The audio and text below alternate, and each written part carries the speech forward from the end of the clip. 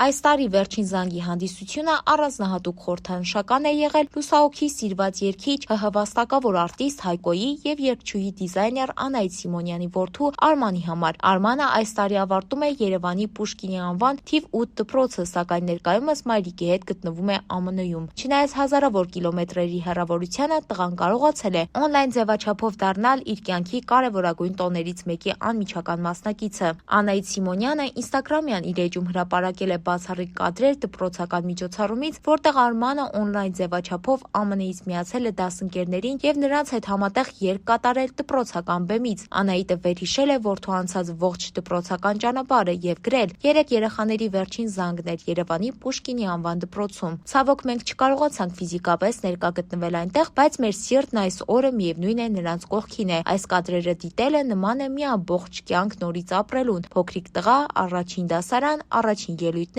ու արդեն այսքան մեծացած։ Շատ շնորհակալություն մեր դասղեկին այս անմոռանալի օրվա մի մասնիկը դառնալու հնարավորության համար։ Արևիկ Գուրգենովնա, մենք ձեզ սիրում ենք», գրել է երգչուհին։ Բաժանորդագրվեք մեր ալիքին։